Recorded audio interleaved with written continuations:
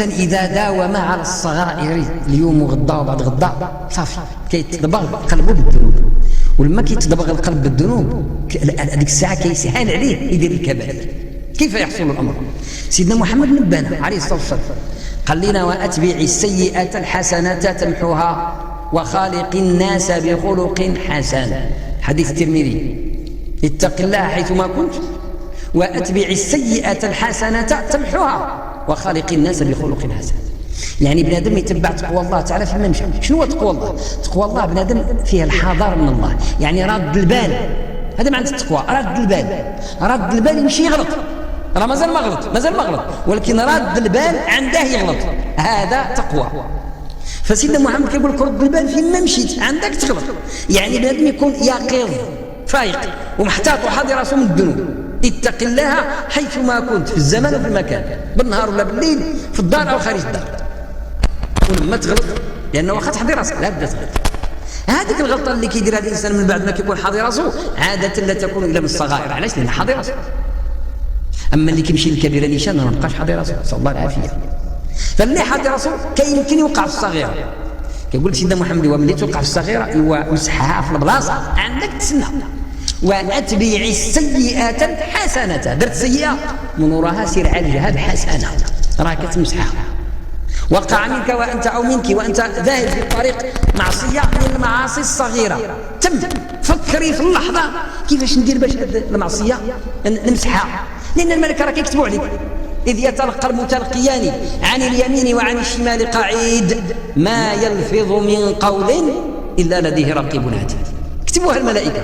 إذن خصها تمسح، باش تمسح ديري حسنة في البلاصة، ما تبيتيهاش هذاك الذنب، ما تبيتيهش، تديري حسنة من الصدقة ولو بدرهم، والاستغفار ولو بقولك استغفر الله الذي لا إله إلا هو الحي القيوم وأتوب إليه. وقد ورد في الحديث الصحيح أن من قال استغفر الله الذي لا إله إلا هو الحي القيوم وأتوب إليه غفرت ذنوبه وإن كانت مثل زبد البحر. الذنوب ديالو تغفر واخا تكون بحال ديك الرغوه اللي كيرمي البحر اللي كيضرب بالموج. من قال هذه العبارة استغفر الله الذي لا إله إلا هو الحي القيوم وأتوب إليه، وردت هكذا في الحديث الصحيح من قالها غفرت ذنوبه ولو كانت مثل زبد البحر. أو ليقول استغفر الله وأتوب إليه، فيستغفر الإنسان أو يصوم صيام أو يتصدق، فكل ذلك من الأعمال الصالحة وما يشبهه يطفئ غضب الرب جل وعلا ويمحو السيئات. وأتبع السيئة الحسنة تمحوها وخالق الناس بخلق حسن. بنادم غير يشوف في الاخ ديالو او الاخت تشوف في الاخت ديالها بواحد الوجه طلق محيا طيب وتبتسم لها وتقول لها كلمه الخير ولا تؤذيها بغيبه ولا نميمه ولا يكون ذلك الكلام الطيب والسلام وغير ذلك من المعامله من الحسنات الكبرى. ومعروف الحديث ايضا اماطه الاذى من الطريق هو ايضا واحده من شعب الايمان ولو ان نلقاو حديثا واحد الحجره يعني صعيبه او زاجه او شيء يعني مؤذي للناس في الطريق يحيدوا ويديروا جنب، فهذا من العمل الصالح الذي يكتبه الله لك وتسجله الملائكه ويمحو الله به السيئات. واتبع السيئات الحسنه تمحوها. الحاله المعاكسه هو الانسان كيدير واحد الصغيره ويتبعها صغيره، ما استغفرش ما تابش ما تصدق ما صام ما استغفر، سيئه تركب على سيئه وسيئه تركب على سيئه. اش كيوقع؟ القلب دير بحال المرايه بحال الزجاجه.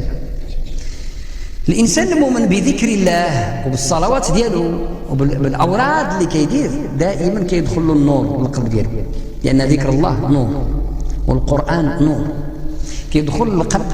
والقلب قلنا داير بحال الزجاجه فسطو اللطيفه الربانيه.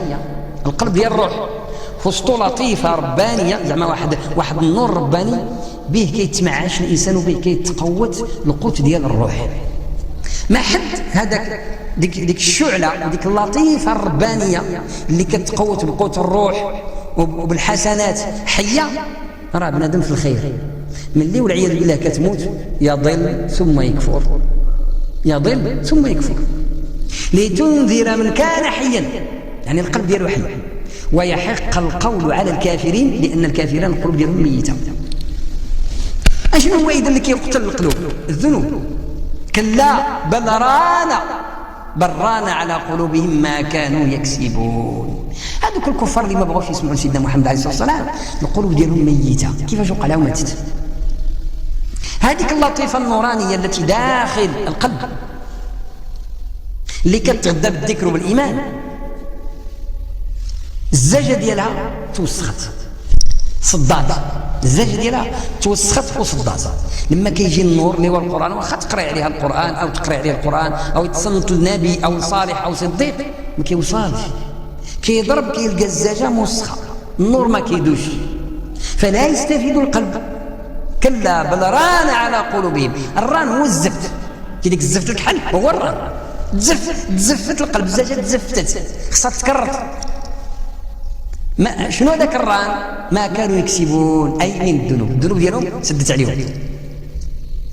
فلذلك المؤمن راه غلط لما كيسحب زعما دار الذنب وبيته حتى الغدا، راه كيبات كيصبح زعما راه باقي كي كذا، تبدل. الا بات الذنب في قلب الانسان كيتقال غدا، كيتزفت ويجي عليه ذنب اخر، ما كاينش استغفار، ما كاينش توبه، كيعاود يزيد يتزفت، حتى كتولي طبقات من الاوساخ، فوقها طبقات وتحتها طبقات، ما شاء الله. والقلب ديك الساعه كيتصب بالقسوه، هي هذه اللي كتقول لها القسوه. ألم يان للذين آمنوا أن تخشع قلوبهم لذكر الله وما نزل من الحق ولا يكونوا كالذين أوتوا الكتاب من قبل فطال عليهم الأمد فقاست قلوبهم وكثير منهم فاسقون. هذا الشيء اللي وقع الضلال والكفار اللي كانوا من قبل من اليهود والنصارى، طوال عليهم عاد ما ذكروش الله. ولا يكونوا كالذين اوتوا الكتاب من قبل فطال عليهم الامد، داز واحد الزمان وهم عايشين في الذنوب، يعني الذنب مورا ذنب وبعدوا على الكتاب ديالهم، اشنو وقع؟ قسات القلوب ديالهم، فقاست قلوبهم بسبب ان الذنوب تراكمت، بدل ما يبقى القلب لطيف رطب ولا بحال الحجره بحال الكلس، ولذلك فسقوا وكفروا وضلوا وكثير منهم فاسقون. والفسق يبدا من الغلط الصغير القليل الى الكفر الكبير والعياذ بالله، كل هذا الشيء يتسمى فسق.